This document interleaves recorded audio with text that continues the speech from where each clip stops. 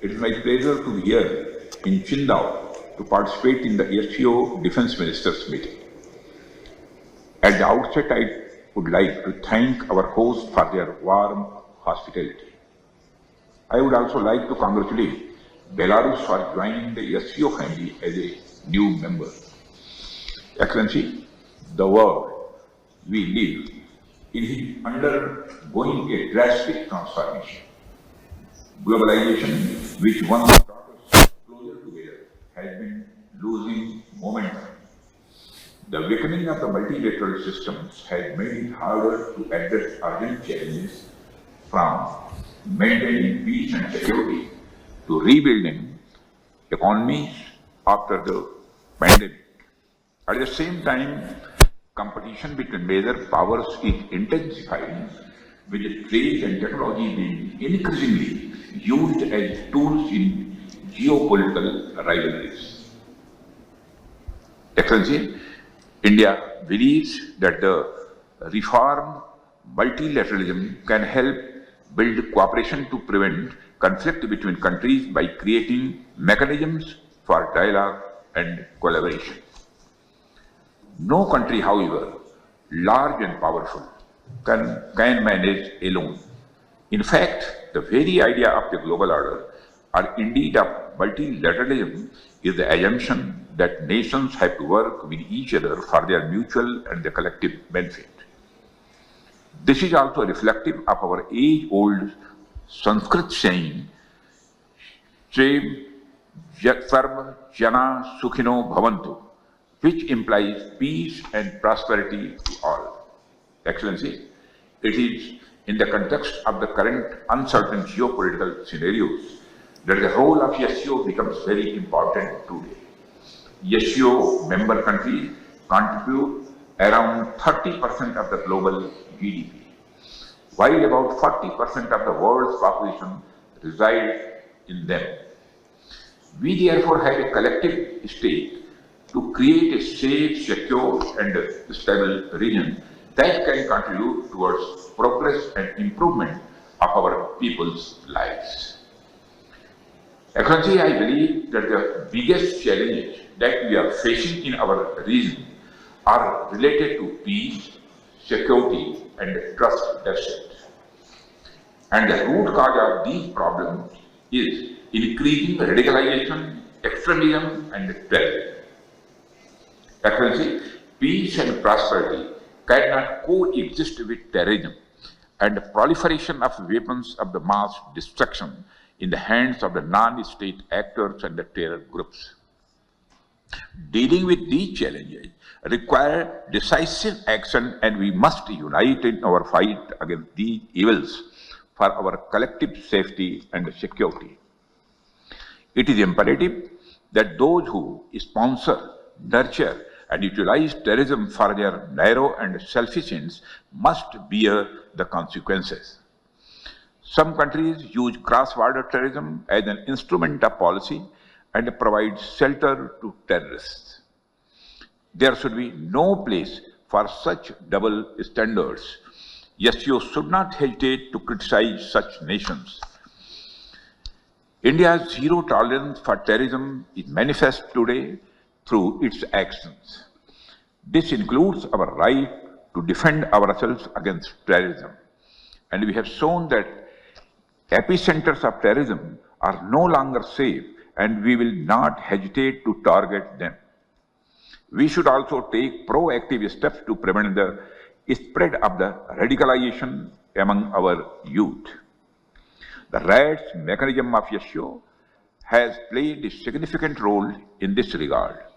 The joint statement of the Council of SCO heads of state on countering radicalization leading to terrorism, separatism and extremism, issued during India's chairmanship, symbolizes our shared commitment.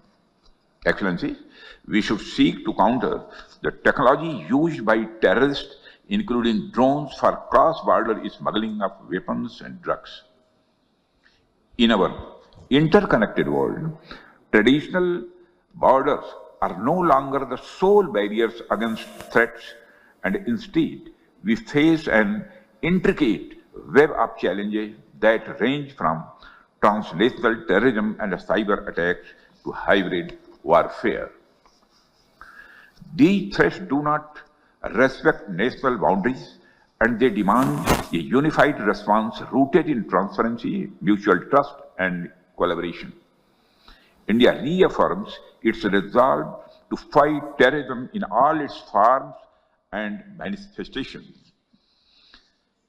On 22nd April 2025, the terror group, the Resistance Front, carried out a dastardly and a heinous attack on the innocent tourists in Pahalgam, in the Indian state of the Jammu and Kashmir.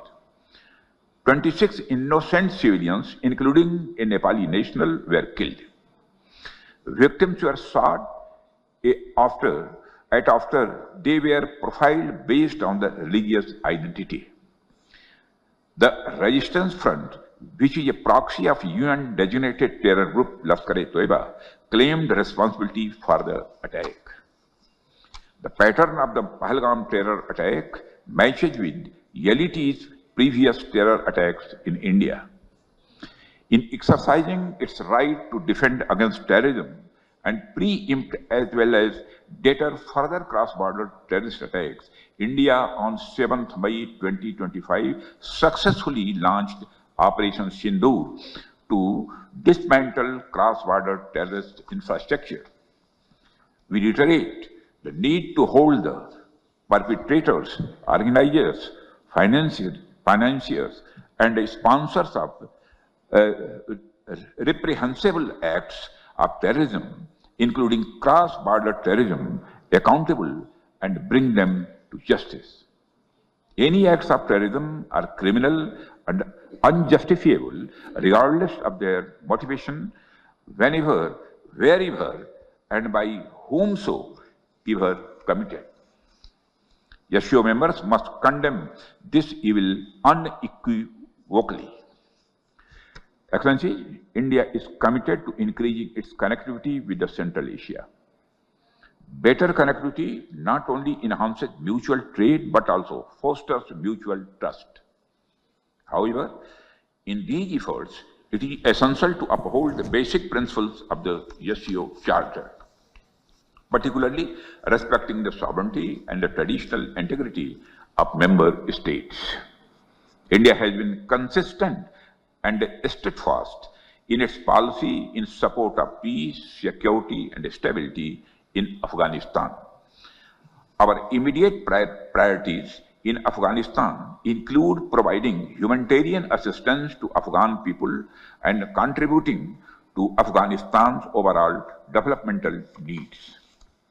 As Afghanistan's largest regional development partner, India continues to implement capacity building initiatives for the Afghan people.